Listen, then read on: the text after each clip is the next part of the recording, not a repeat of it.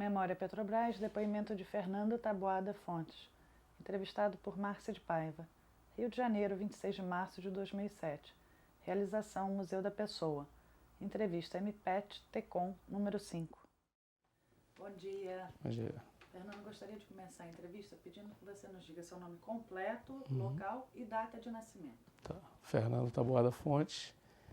Eu nasci no dia 2 de fevereiro de 1954, em Salvador, Bahia.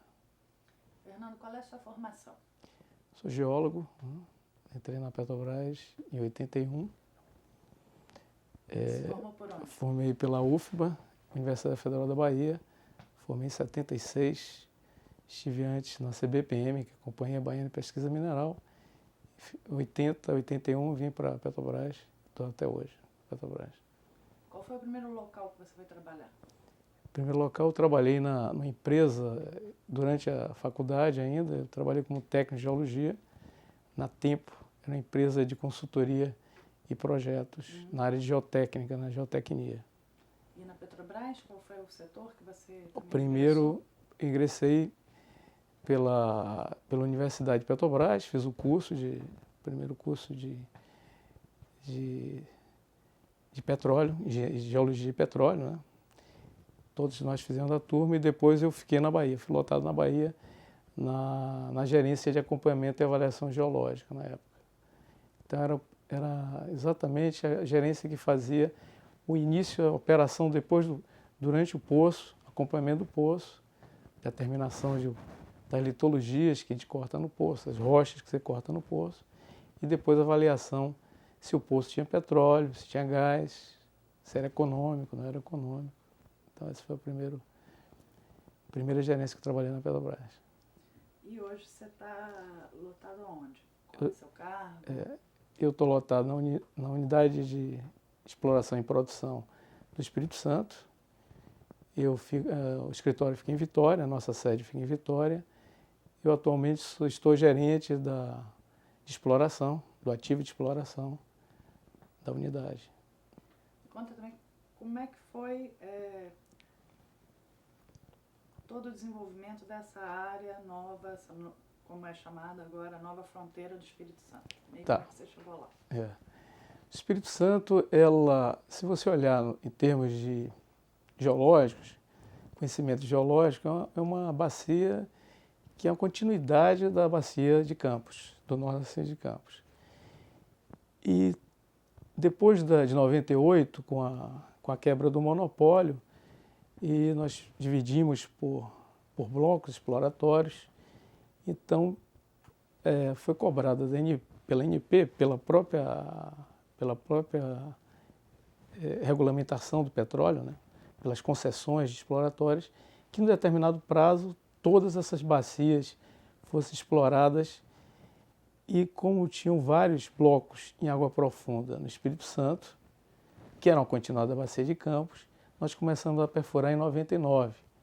Então, a história do Espírito Santo é uma história mais antiga, em terra. Nós vamos fazer 50 anos esse ano de Petrobras no Espírito Santo. A primeira equipe de exploracionistas na área de sísmica chegou em 1957, fazendo 50 anos. Primeiro poço em terra também, todos os trabalhos na bacia terrestre. Foi em 1967, quer dizer, 40 anos de descoberta comercial. E em 99 foi o primeiro poço que a gente furou em água profunda. Quer dizer, na verdade, como é uma continuação da bacia de Campos, nós levamos um bom tempo para perfurar. E logo no primeiro poço a gente já descobriu o óleo e gás. Esse primeiro poço qual era? É o Espírito Santo 99A. É um Espírito Santo submarino 99A. E daí, então... Daí começou todo esse trabalho em cima de explorar. Se bem que o trabalho foi feito anteriormente. Né? Até para selecionar esses blocos, você tem que fazer um trabalho. Por coincidência, a pessoa que deixou a última entrevista aqui, o Carminati, ele foi o coordenador desse projeto, era o projeto Mutirão, do qual eu trabalhei também. Antes da quebra do monopólio? Isso. 96, 97, nós fizemos um trabalho que foi chamado Projeto Mutirão, que selecionavam áreas que iam ficar com a Petrobras e outras áreas que seriam devolvidas para a União. Então, nós selecionamos áreas no Espírito Santo, já foi feito esse estudo, e o primeiro poço a gente furou em 1999, e o poço 90, se eu falei 99, desculpa, mas foi 90A. Eu troco um pouco com... E ele está em que campo, esse 90A? Ele hoje pertence ao Ring Fence, né, área de concessão de produção do Campo de Golfinho. Tá. Eu queria só explorar, esse projeto Multirão foi como o próprio nome diz, né, um multirão, Isso. Uma força-tarefa. Força-tarefa, exatamente. Que concentrou mais geólogos. Geólogos geofísicos aqui no Rio de Janeiro, né? Geólogos de todas as bacias do Brasil, né? Selecionando áreas que deveriam ficar com a Petrobras. Naquela época, a ANP, esses blocos exploratórios, no jargão hoje da Petrobras, das empresas, seriam um round zero. Foi um round que não existia o leilão. Então, ficou como round zero, foram os blocos selecionados pela Petrobras. A ANP ainda discutiu com a Petrobras, alguns blocos não foram, vamos dizer assim, confirmados, outros sim, outros foram colocados em parceria com outras empresas do mundo inteiro, né? Então, houve em 98, com a quebra do monopólio, a Petrobras passou a distribuir, talvez a obrigação de furar nos próximos 3 anos, todas essas bacias. Essas e aí, que vocês ficaram? É que nós ficamos. Você sabe mais ou menos dar uma ideia para a gente quantas bacias? Como é que o resultado desse projeto? Do Amazonas até a bacia de Santos, a gente teve muitos blocos exploratórios. Os 3 anos não foram suficientes para testar tudo que a gente queria, mas nós testamos o máximo possível. Algumas áreas foram devolvidas, depois nós voltamos. Porque novamente. Se não explora em 3 anos, devolve? Tinha. Se não descobrisse, você tendo a descoberta, nós tivemos uma prorrogação para avaliar descobertas. Nos blocos que não teve descoberta, a gente devolveu para a ANP.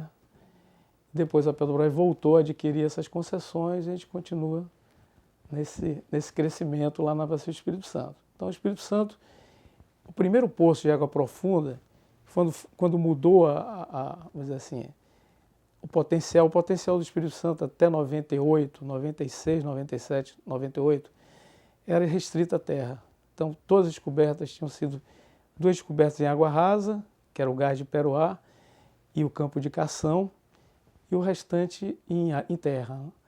Então, primeiro poço exploratório de água profunda foi em 1999, esse 90A, que foi o descobridor de óleo e gás ali próximo à cidade, a nordeste de Vitória, cerca de 60 quilômetros, 70 quilômetros da costa.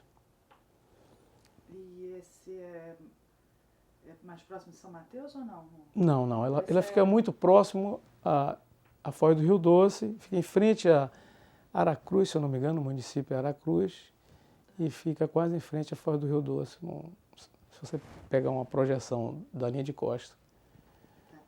Fernando, eu gostaria que você pudesse falar de uma forma mais acessível, obviamente não tão técnica, mas sobre a configuração da Costa Capixaba. Você falou até que tem uma parte da extensão da Bacia de Campos. Exatamente. Para quem não é da área, poder entender um pouco esse retrato da Costa Capixaba. Então, o Espírito Santo, ele tem 2 bacias geológicas, 2 bacias de caráter geológico. Então, tem a bacia do Espírito Santo, que é essa que a gente vai concentrar nossos estudos, e tem uma parte da bacia de Campos. O nó da bacia de Campos está dentro de águas capixabas, águas do Oceano Atlântico em Costa Capixaba. Então, a divisão geográfica fica ali próxima a Macaé, né? A divisão entre os estados. Ali fica Presidente Kennedy, é o último município do Espírito Santo, e a área ali de Macaé, primeiro município vamos dizer assim, no norte do estado do Rio. E a divisão da Bacia do Espírito Santo com a Bacia de Campos, ela fica um pouquinho mais ao norte. Ela fica mais ou menos em frente a Guarapari. Então você fica, a Bacia do Espírito Santo vem desde a divisa da Bahia até mais ou menos a altura de Guarapari, da linha de costa Guarapari, e a partir dali já começaria a Bacia de Campos. E tem um divisor da bacia que ficaria geograficamente, se você pegar uma linha de Vitória até a Ilha de Trindade, uma ilha que fica a cerca de 200 milhas da linha de costa, ali passa uma reta ali. Esse alinhamento, vamos dizer assim, geológico, é que divide a Bacia de Campos da Bacia do Espírito Santo, em termos geológicos. Deu para entender? Deu um pouquinho. E a gente faz um mapa depois para... Sim. Que acaba escapando da divisão política, né? Certo. Não tem. Como acompanhar, A divisão política e geográfica é uma. E ela sobe um pouco para a Bahia também. Ele sobe um pouco, ele vai até os primeiros municípios do sul da Bahia, Mucuri, Nova Viçosa. Tem uma denominação muito regional, mas não tem a ver com geologia, que é a área de Mucuri, da bacia do rio Mucuri, mas na verdade é a extensão da Bacia do Espírito Santo. E como é que vocês resolvem isso em termos dos royalties para essas regiões? Certo. O royalty de produção no Espírito Santo vai para o estado do Espírito Santo. Não tenho nenhuma descoberta hoje em produção no sul da Bahia, mas caso ocorra, e não vão trabalhar para isso, passa a ser royalty do estado da Bahia e para os municípios que estão naquela área ali do sul da Bahia.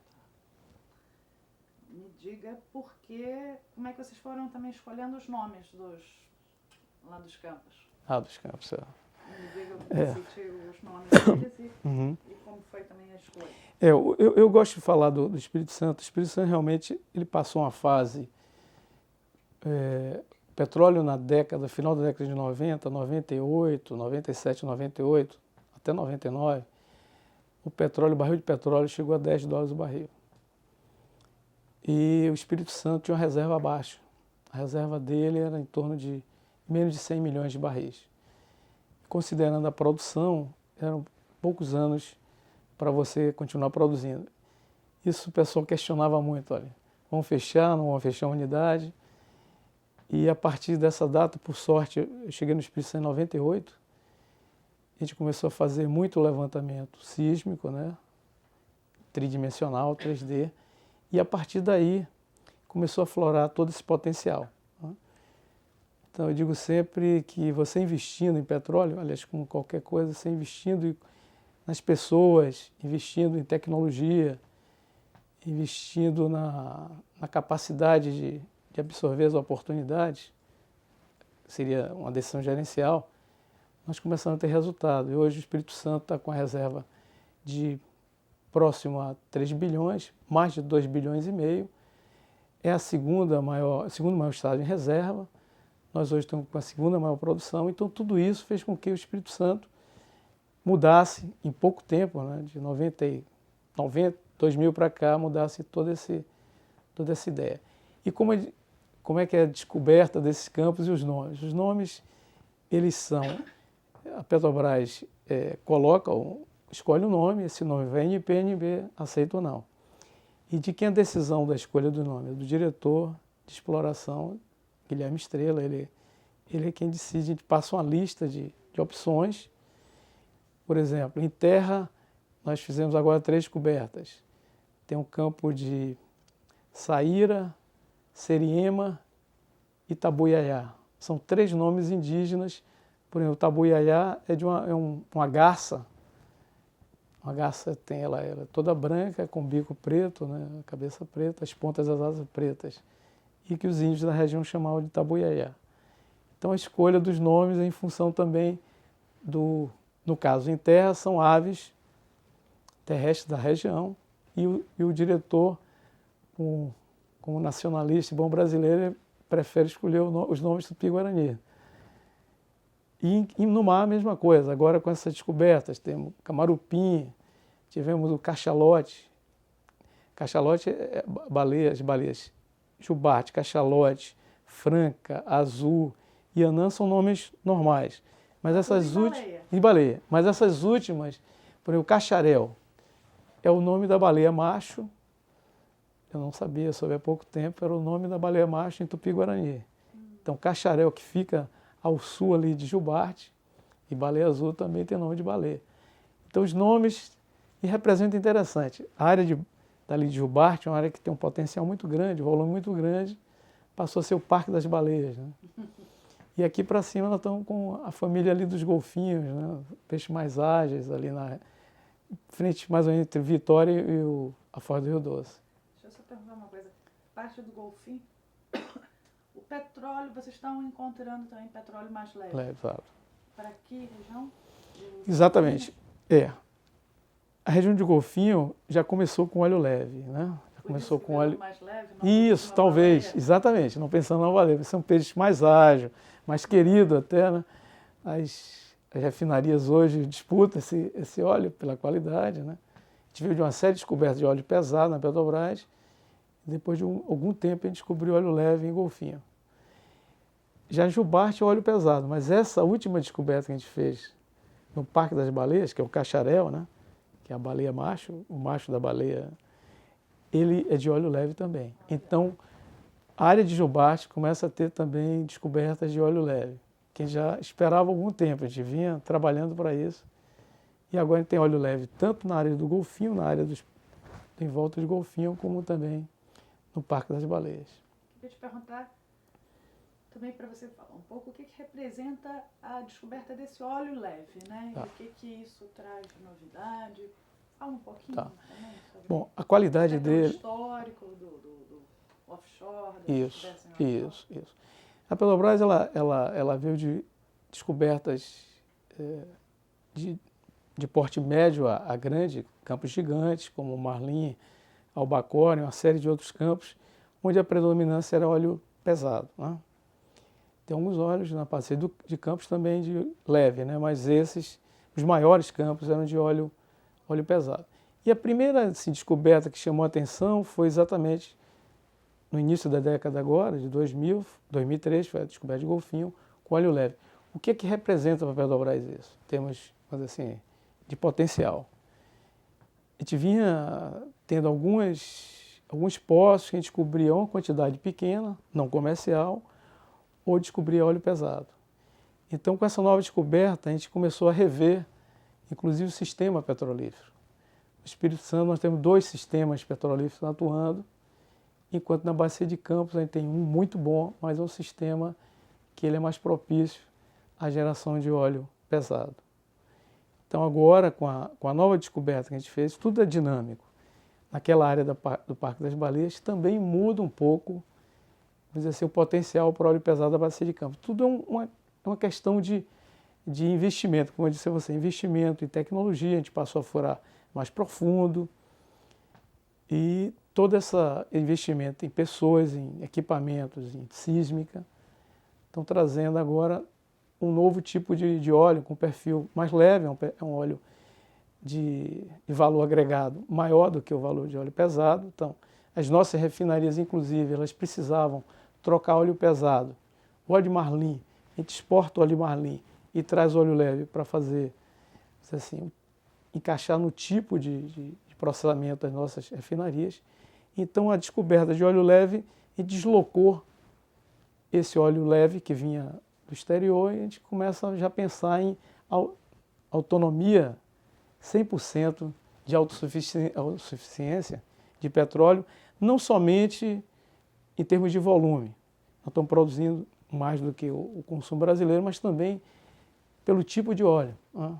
Então, hoje, a ideia é que dentro de pouco tempo, a Petrobras não precise mais do tipo de óleo importado para o leve, exatamente. Então, isso cria uma mudança fantástica, tanto para a Petrobras como para o Brasil. O Brasil não dependeria mais de óleo importado, né? E só o óleo das bacias brasileiras. Então, né? Um marco em termos de autossuficiência, né? Fernando, esse óleo leve, ele está em águas profundas ou águas mais ou menos profundas? Porque hoje em dia vocês têm uma divisão, né? Isso. Até tantos metros. E vamos explicar. Então, tem terra. Espírito Santo é interessante porque nossa unidade lá, ela trabalha com com os 4 tipos de bacia.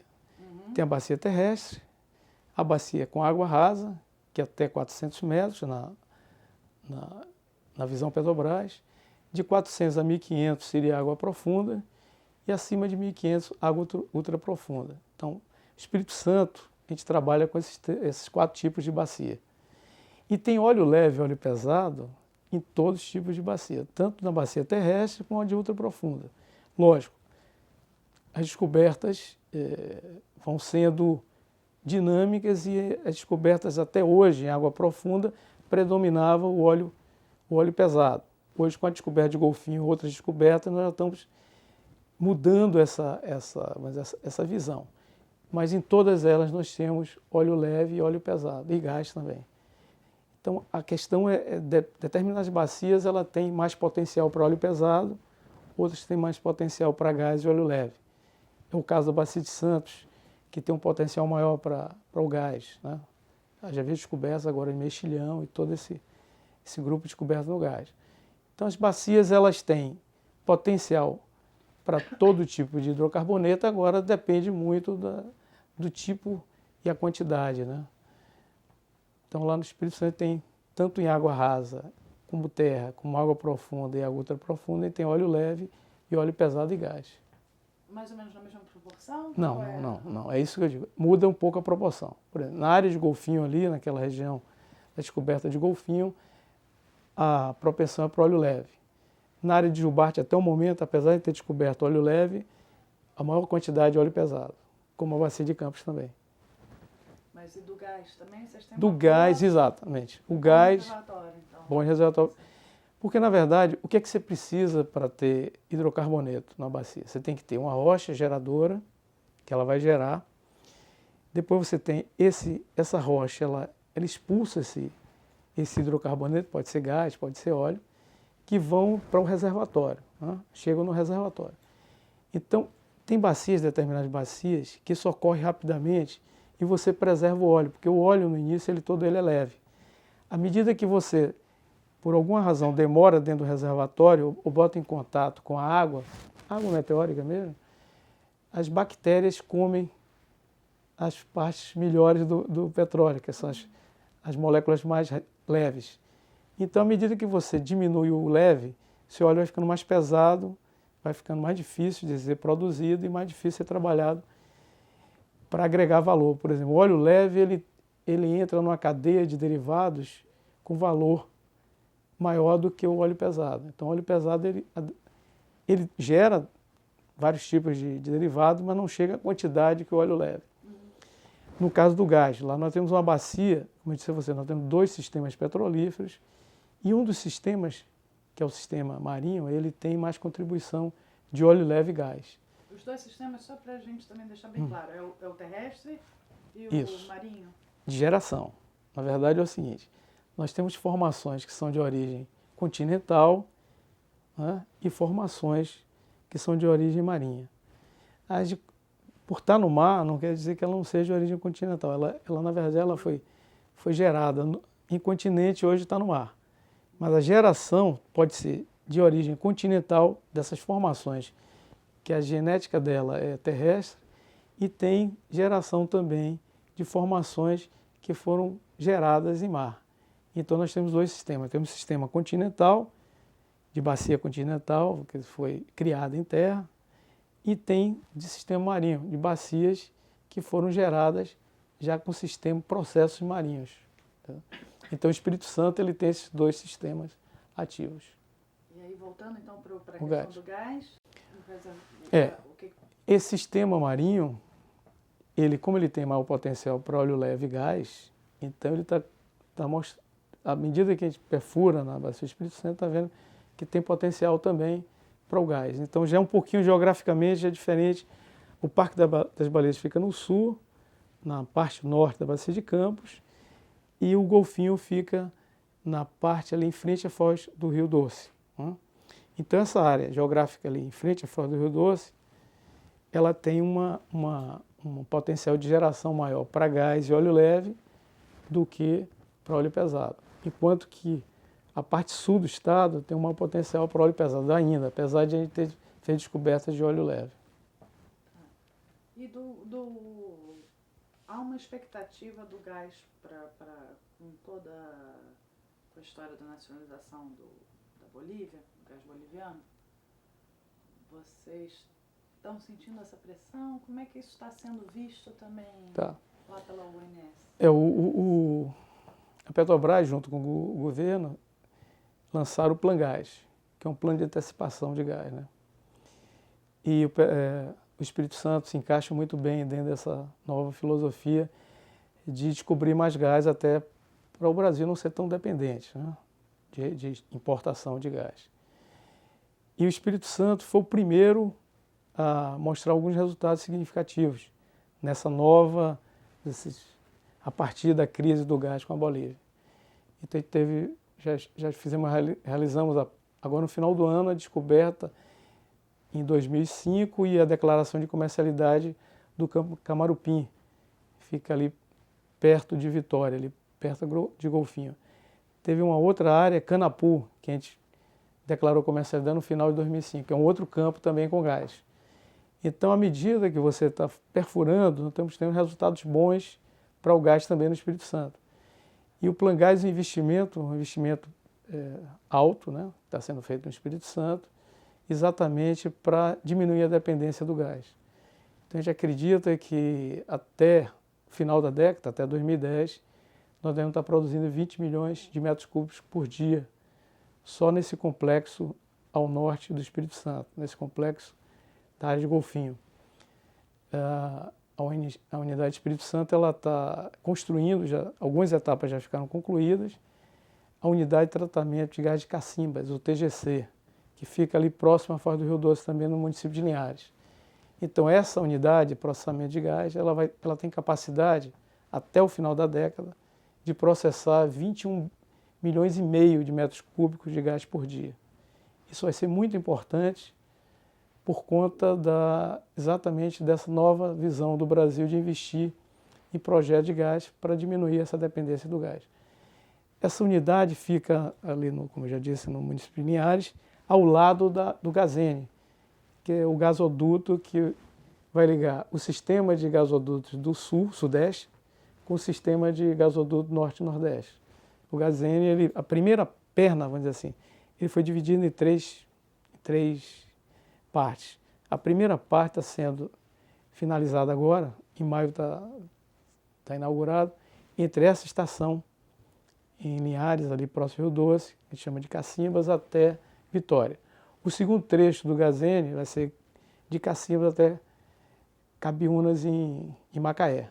E o terceiro trecho, esse mais longo, pega de Cacimbas até Catu, na Bahia. Então, essa unidade está num lugar estratégico exatamente por conta dessa descoberta, novas descobertas ali na Foz do Rio Doce, próximo a Golfinho, que tem potencial. E outra coisa que ajuda também, o óleo leve, normalmente ele está associado com muito gás, ao passo que o óleo pesado ele tem menos gás. Então, todos esses novos campos na área de Golfinho, por ter óleo leve, ele tem mais gás, é o gás associado que também vai ser colocado à venda, já está sendo colocado à venda para Vitória.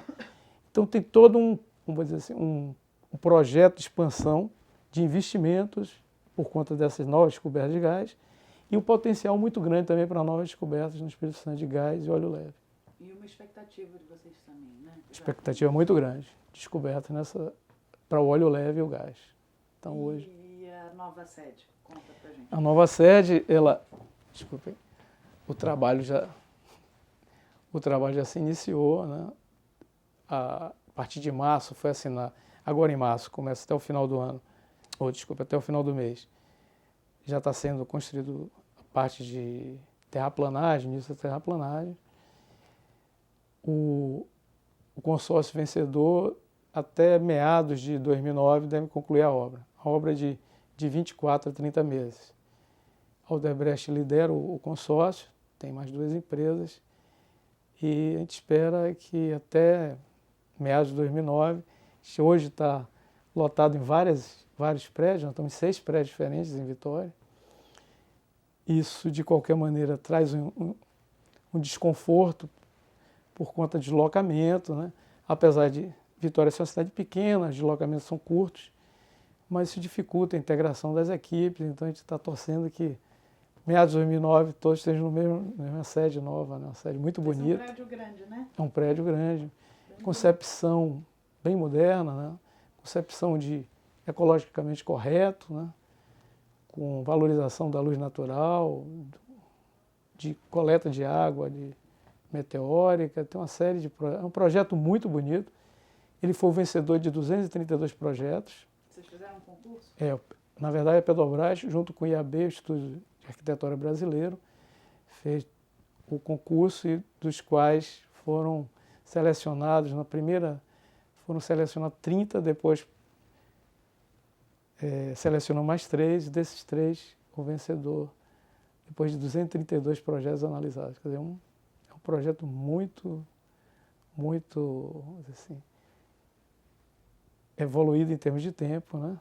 Uma arquitetura muito clean, né? Muito limpa, muito bonita. Vocês vão gostar da nova sede nossa lá. Todos vão.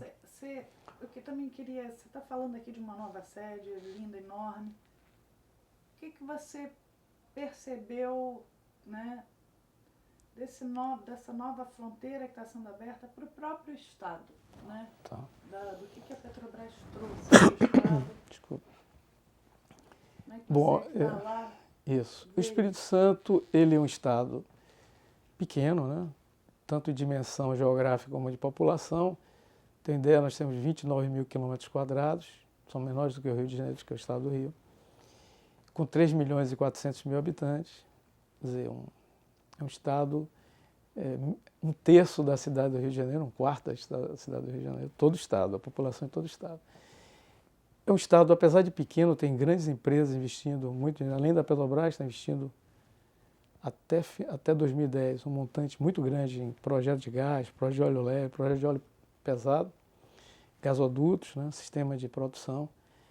Tem a Aracruz, que é a maior empresa, está com expansão para ser a maior empresa da América do Sul, de celulose. Tem a Vale do Rio Doce, que todos conhecem, a primeira hoje em termos de empresa de mineração do mundo, está investindo muito dinheiro lá. Tem a Samarco, empresa grande. Então tem a CST. Então o estado todo hoje vive um momento muito bonito.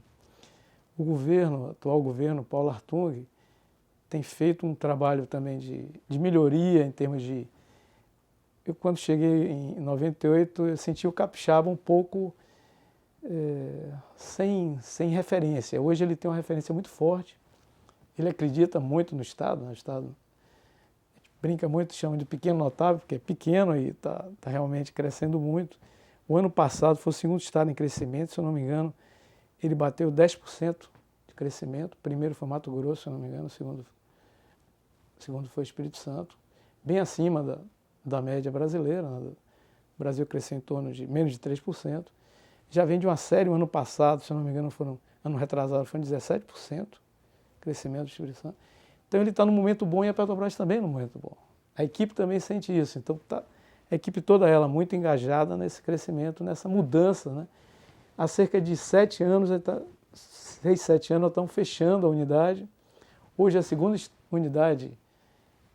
terceira unidade em termos de reserva, porque aqui no Rio tem 2 unidades, a UniBC e o Uni Rio de Janeiro, Bacia de Campos Rio de Janeiro.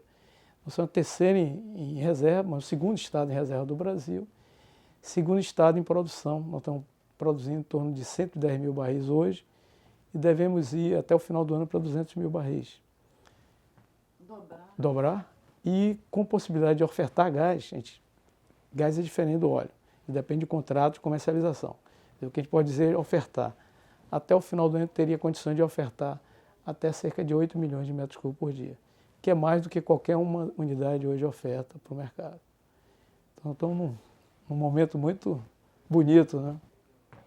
Fernando, me diga também, você até, para manter ainda dentro dessa linha do próprio Estado, você sabe nos contar algo sobre projetos de responsabilidade social? Sim. Da empresa que está crescendo? Nós temos o gerente-geral nosso, Márcio Félix, uma pessoa de uma visão assim fantástica. Ele vem da área de planejamento, é engenheiro. Inicialmente entrou pela área de avaliação, mas antes de ir para o Espírito Santo, ele trabalha na área de planejamento. É uma pessoa muito antenada, pensa muito à frente. Nós fizemos um trabalho agora, quando ele substituiu o antigo gerente geral, de centralizar os projetos na área social com o Ciranda Capixaba. Seria agregar não só os projetos sociais, mas em rede, que eles se conversassem, esses projetos, e que tivessem condições de sobreviver. Então, são projetos de 2 anos, onde a Petrobras entra com investimento em treinamento das pessoas, com consultoria, com uma série de apoios para que depois, 2 anos depois, esses projetos consigam andar com suas próprias pernas. E a concepção de rede que se interagisse entre eles foi muito bonita, porque no momento que a gente fez um projeto de concepção, acredito, pioneira, as outras empresas começaram também a gostar da ideia e pediram para participar também. Então hoje a Petrobras ela trabalha com alguns projetos foram passados para a Vale, outros para a CST, e esses projetos se conversam, se interagem. Então é uma rede de projetos sociais e uma rede que a Petrobras colocou uma posição de orientação, de pensar não em sempre bancar, vamos dizer assim, o paternalismo, mas sim que ele tenha condições de, a partir de um determinado tempo, andar sozinho. E por que a rede? Porque eles conversando entre si, você aumentava as suas oportunidades, a sua sustentabilidade. Então, nós estamos num momento muito bonito. O Márcio é o idealizador disso aí. Também gostaria até de colocar o nome dele, que é uma pessoa que entusiasta até pelo crescimento da Márcio Félix Carvalho Bezerra de Carvalho. E da parte ambiental também? A parte ambiental, nós temos uma visão muito interessante lá, porque nós estamos numa área muito sensível, que é a área de Abrolhos, né? Todos conhecem o Parque de Abrolhos.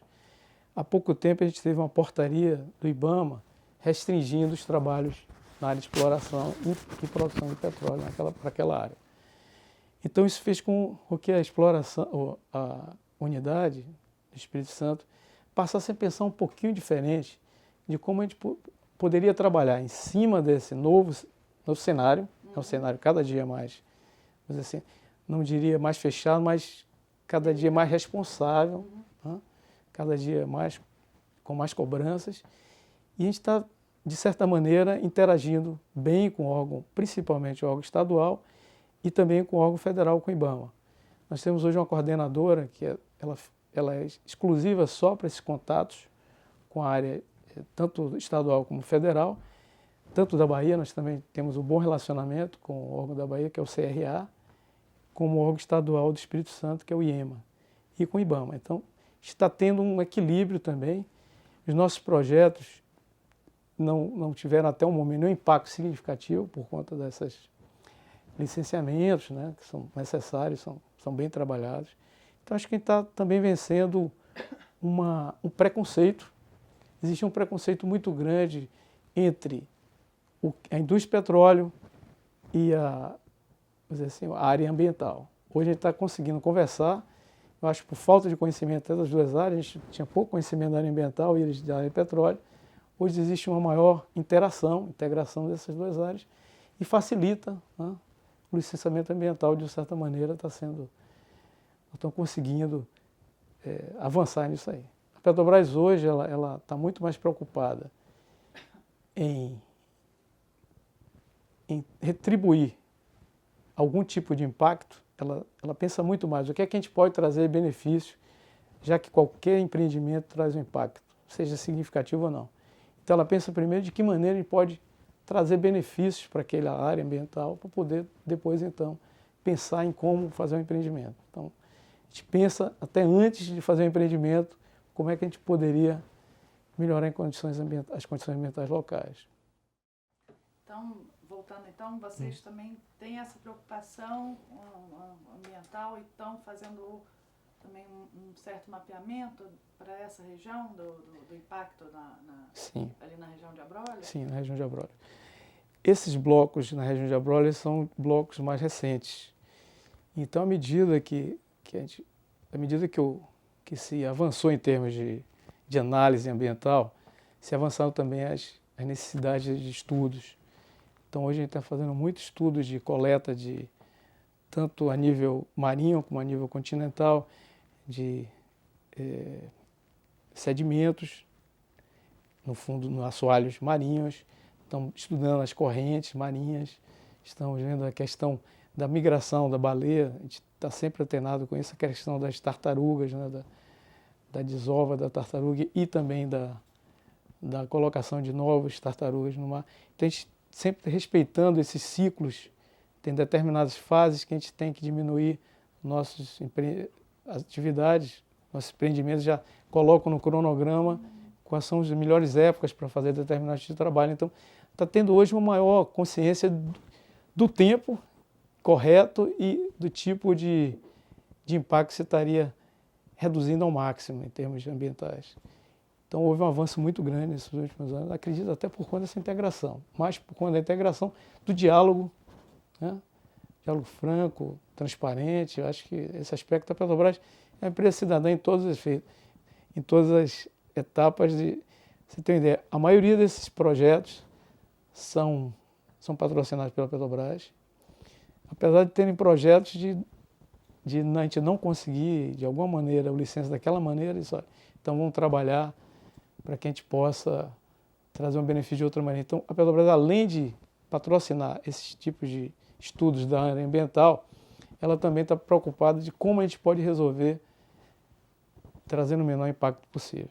Há um direcionamento para que a coisa corra de uma maneira correta. Bacana.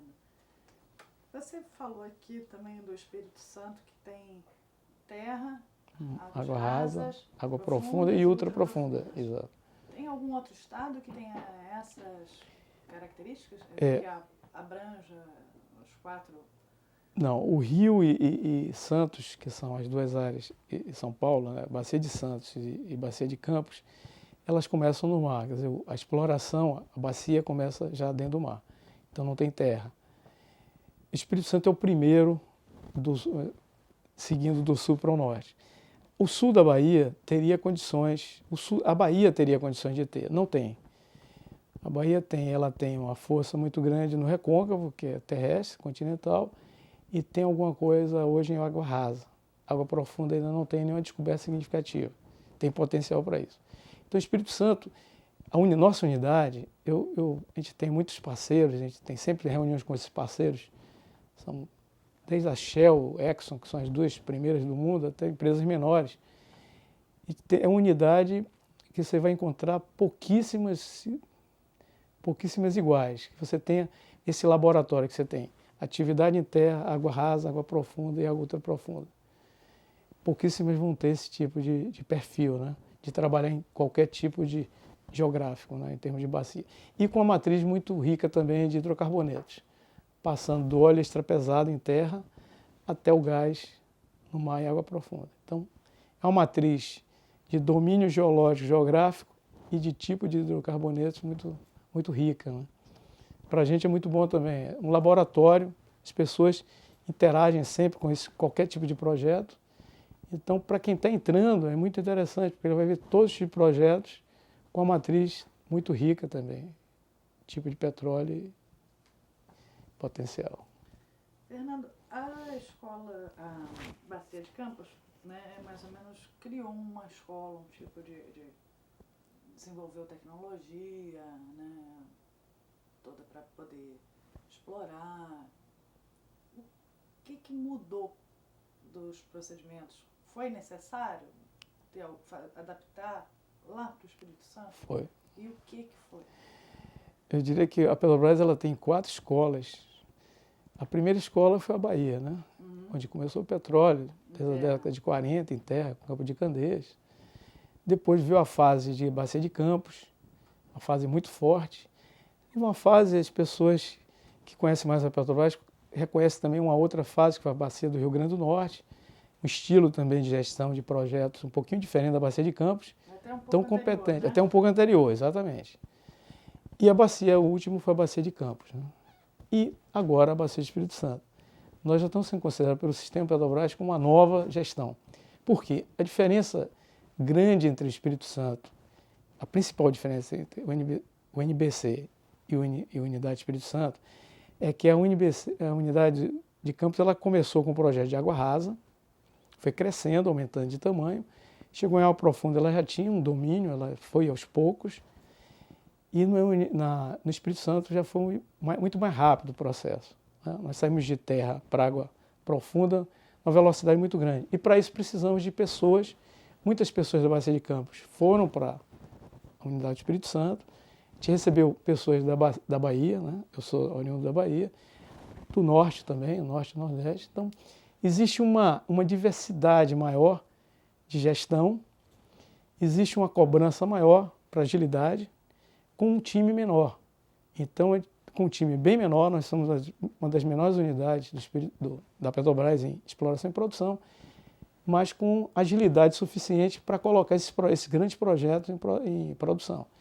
Nós batemos alguns recordes, temos de descobrir e botar em produção. A mentalidade é uma mentalidade de ser mais rápido e uma gestão mais multidisciplinar, né?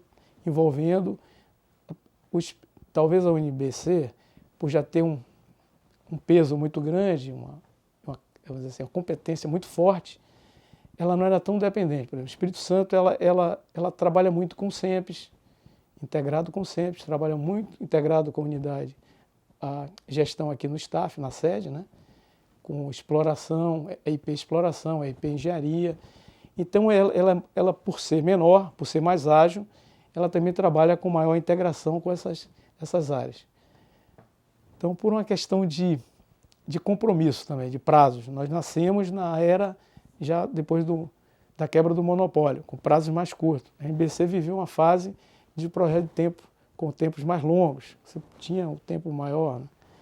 Então, essa visão de tempo curto, unidade menor, integração com outras áreas, multidisciplinar, fez com que a gestão fosse uma gestão muito interessante e moderna em termos de Petrobras.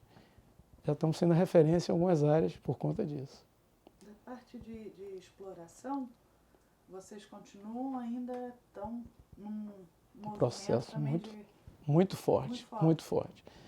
Você tem uma ideia, hoje nós temos 6 sondas em mar exploratórias, sendo uma em água rasa e 5 em água profunda e outra profunda.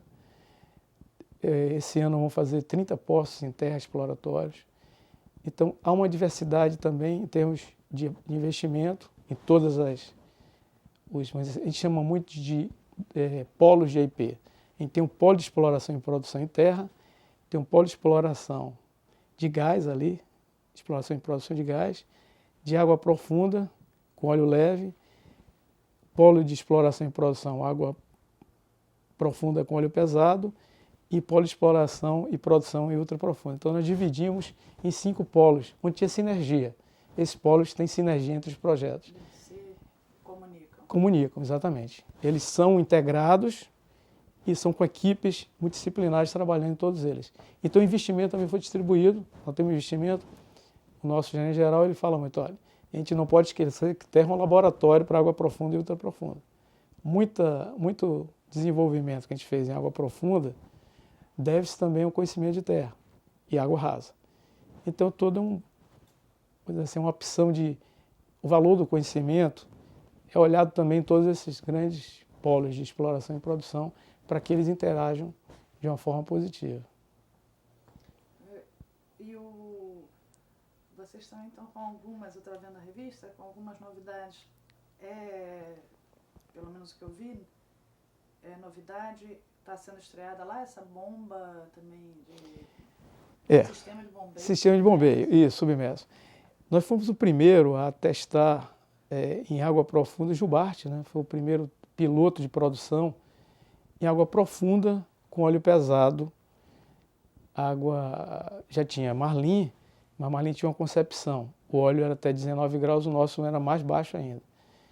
Então, o primeiro momento que nós testamos uma bomba, ela fora, normalmente a bomba em Marlim era colocada dentro da coluna de produção. Essa nossa primeira bomba foi fora da coluna de produção, já acima da boca do poço, da árvore de Natal. Então, concepção diferente. Já em Jubarte, em 2002, já iniciamos em 2002 fazendo esse teste. Já com o Golfinho agora, a concepção é uma concepção mais moderna, porque a gente está trazendo navios afretados, são navios de capacidade menor, mas que colocam em produção mais rápida, né? São os FPSO, né? São navios menores, produção menor, mas são mais rápidos a concepção do projeto. E agora estamos testando em Jubarte uma nova concepção também. É o seguinte, nós passamos a ter a mesma bomba em cima, fora da coluna de produção, mas também fora da cabeça do poço, ela fica lateralmente. Então, se você quiser fazer algum tipo de intervenção nela, você faz intervenção nela, o poço produzindo. Dificilmente você poderia fazer nas duas concepções, da Bacia de Campos e a nova concepção que a gente testou em Jubarte. Você teria que parar o poço para fazer intervenção.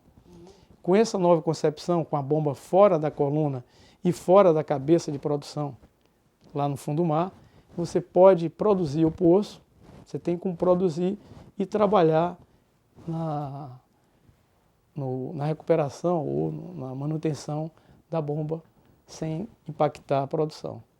Então, um novo sistema que está sendo testado agora, o SEMPES desenvolveu esse sistema e está sendo testado lá em Jubarte, pelo menos no Espírito Santo.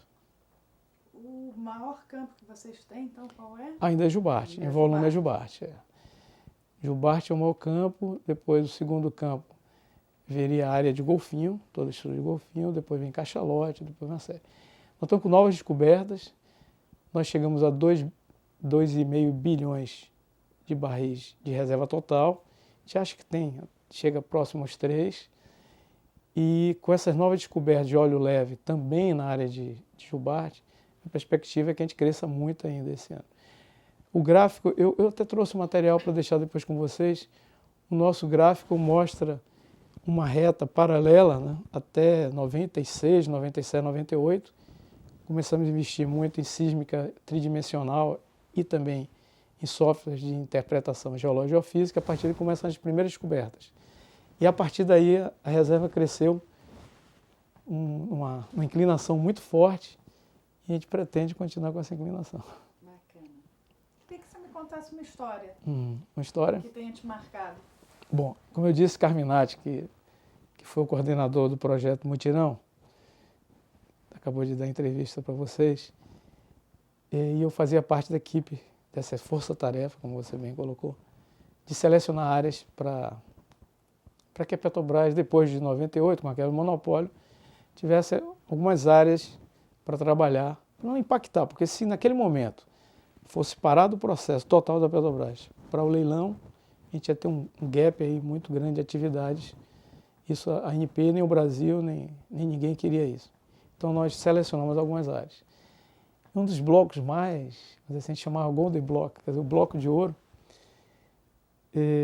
numa reunião que o Carminati participou, a equipe não participou, foi decidido que esse bloco seria colocado em parceria.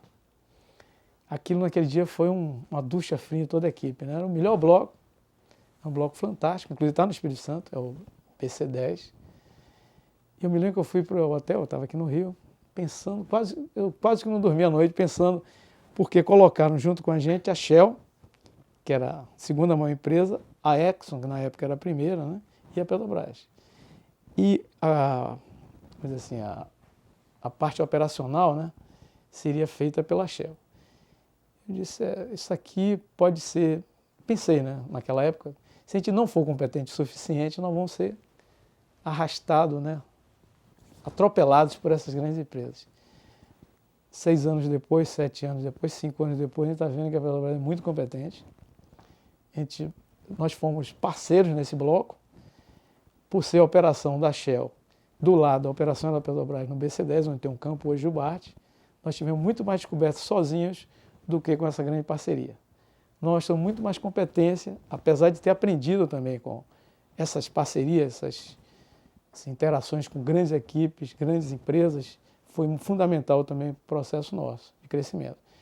Mas aquele medo, aquela preocupação que eu tinha virou em força, e hoje a gente está realmente liderando esse processo. Hoje a Petrobras é considerada uma das 7 grandes, nessa última reportagem, por conta dessa, em pouco tempo, ter mudado essa visão que eu tinha como participante da equipe da Petrobras. Então foi muito bom para mim isso. Muito bonita a história também, muito emocionante mesmo. E uma engraçada? Engraçado, não. Eu cheguei em 98 no Espírito Santo, eu fui ser gerente da área de interpretação geológica e geofísica. Seria a nascente do processo, onde você diz, ó, tem que furar o poço aqui por isso, por isso, por isso. E eu digo muito que a gente, falo para a nossa equipe, né, para toda exploração, que nós somos vendedores de sonho. Você imagina no meio do mar, não tem nada, não tem nenhuma referência não. Vamos furar aqui porque aqui tem um campo gigante. Pode ter um campo gigante, tem potencial. E gastar milhões e milhões de dólares. Então, você vende sonho, na verdade. Um empresário ficaria balançado gastar 100 milhões por conta de um ponto no mar que você não tem nenhuma referência. E eu entrevistei toda a minha equipe. Uma da equipe é mineira, ela já estava há 15 anos em São Mateus, a nossa sede era em São Mateus até 2001. 2001 a gente veio para Vitória. Então ela virou para mim, não, você está vindo da Bahia para fechar isso aqui. Isso aqui, 98, estava o pessoal estava super triste, né? Não, é para fechar mesmo, não é possível sair de Salvador para morar aqui em São Mateus, está fechando isso aqui. Aí eu disse, não vou falar o nome da pessoa, não, mas eu vim aqui para a gente crescer. E com certeza nós vamos crescer. Ela virou e disse, não. Ela virou, você não entendeu o que eu quero ainda. Não entendi por quê. Eu disse, não, seu bobo, eu quero é ir para Salvador mesmo, que fecha aqui, que eu não quero ficar mais em São Mateus. Então, o pessoal estava estimulado na cidade interior, muitas pessoas não gostavam mais de morar ali. Então, ela tentando me passar a informação de que deveríamos ir para Salvador mesmo, não. Só que eu vim realmente para mudar essa visão e a gente conseguiu. E qual é o sentimento desses quase 10 anos? 8 anos, né? 8 anos. O sentimento é de acreditar nas pessoas. De realizar. E ser empreendedor, né? Então eu acho que está num momento muito bonito por conta do empreendedorismo da Petrobras também. Se a Petrobras não estivesse empreendendo, né, a gente não teria esse sucesso que a gente está tendo. E acreditar nas pessoas, principalmente. Acho que o principal seria acreditar nas pessoas. Bacana. Queria perguntar se tem algo que eu não te perguntei, mas que você gostaria de deixar registrado também. Bom, eu gostaria de deixar registrado que a Petrobras, ela hoje, até por esse crescimento muito forte, né, ela mudou o perfil, é um perfil hoje mais empresarial, né. Até final da década de 90, a gente tinha um perfil muito de estatal, hoje tem um perfil mais empreendedor, apesar de continuar o principal acionista o governo. Mas a Petrobras, ela está mudando muito forte. E o Espírito Santo, ele, de alguma maneira, ele captou bem essa informação, né? Esse tipo de modelo. Então, a gente está partindo, lógico, sem deixar de lado assim, aquela característica da Petrobras de ser uma empresa cidadã e que está envolvida com muitos temas do governo, mas com caráter hoje mais empresarial. Acho que ela está conseguindo, o Espírito Santo está conseguindo dividir bem equilibrar bem. Ela não pode perder o significado de ser empresa ainda que tem como sócio majoritário o governo e que tem que ser uma empresa competente, né, empresarial. Acho que isso aí é um equilíbrio, trouxe para a gente um certo conforto e crescimento. Fernando, o que é ser petroleiro? O que define a identidade? Essa identidade de você da Petrobras? Eu vou copiar um pouco o meu diretor. Eu vi numa palestra, na abertura de um evento, não me lembro qual foi o evento, do Estrela, né, nosso diretor de exploração e produção. Ele disse o seguinte, que a esposa dele dizia o seguinte, que nosso crachá, da empresa, não é um crachá, é um passaporte. Na verdade, quando você passa o crachá na catraca, ou como diz na Bahia, na borboleta, na Bahia falam borboleta. Borboleta. Você está passando para outro país. Mas na verdade não é isso. Eu acho que nós estamos passando para um nível, então a preocupação dele, eu acho que a preocupação de Petrobras é que a gente tivesse o Brasil nessas condições. A Petrobras é uma empresa muito ética, muito, vamos dizer assim, preocupada em treinamento dos seus funcionários, tem uma garra muito grande pelos projetos. Você vê essa colocação que eu fiz, eu preocupado porque a gente ia disputar com empresas, maiores empresas do mundo. Então essa garra e essa determinação e saber que ali você está fazendo, se é uma empresa ética, uma empresa que reconhece o valor das pessoas, eu acho que faz o diferencial. Vira um padrão Petrobras. A gente veste a camisa. Queria perguntar o que você achou de ter participado da entrevista e estar aqui contribuindo. Para mim, foi um prazer fantástico. Eu gosto da empresa, aprendi a gostar das pessoas também. O Sayag me indicou, eu liguei para ele imediatamente para agradecer. Eu acho uma experiência fantástica. Né? Acho que isso aqui vai trazer um pouco de reflexão. Toda vez que eu vejo, já vi alguns trechos das entrevistas que vocês fizeram, eu achei assim que é estimulante para que a gente continue sendo cada dia mais cidadão. Isso eu acho que é uma maneira de você resgatar a parte histórica, vamos dizer assim, toda a parte de conhecimento, né? Preservar e que isso continue, né, para os novos que estão chegando. Eu acho que é importante. O diretor tem muito essa preocupação de que a gente passe, melhore, né? Não vai passar passa as coisas melhores e melhorando cada vez mais. Né? Então, para mim, foi uma experiência em cima disso. Eu acho que a gente tem que olhar para o passado para engrandecer o futuro. Eu acho que essa memória Petrobras, eu acho que está bem nessa linha aí, que é a linha hoje da exploração e produção da Petrobras. Então, Fernando, queria agradecer a sua participação. Muito obrigada por você ter vindo até aqui, se dispor, vir lá de Vitória para contribuir com a gente. Então, obrigada. Obrigado a vocês.